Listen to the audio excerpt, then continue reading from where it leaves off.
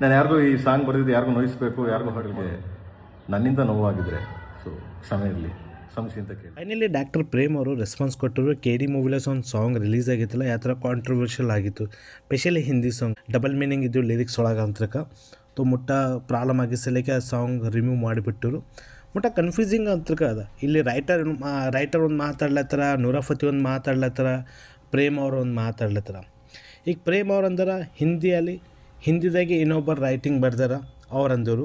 ಮತ್ತು ಇಲ್ಲಿ ಹಿಂದಿ ರೈಟರ್ ಅಂತಾರೆ, ಇಲ್ಲ ಪ್ರೇಮ್ ಅವ್ರು ಏನಂದ್ರೆ ಅದೇ ಪ್ರಕಾರ ನಾ ಬರ್ದಿನ ಅಂತಂದರು. ಇಲ್ಲಿ ರೈಟರ್ನು ಡಾಕ್ಟ್ರ್ ಮೇಲೆ ಆಗ್ಬಿಟ್ಟರು.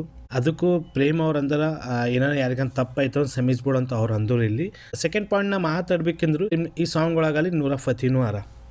ಸೊ ಅವ್ರು ಬೇರೆ ಥರನ ರೆಸ್ಪಾನ್ಸ್ ಕೊಟ್ಟು ಅವ್ರಿಗೆ ಸಾಂಗ್ ಗೊತ್ತೇ ಇಲ್ಲ ಅಂತ, ಏನು ಸಾಂಗ್ ಮೀನಿಂಗ್ ಅದ ಮತ್ತು ಎಕ್ಸ್ಪ್ರೆಷನ್ ಹೆಂಗೆ ಬಂದು ಅದು ಬಿಲ್ಕುಲ್ ನನಗೆ ಗೊತ್ತಾಗಲಿಲ್ಲ.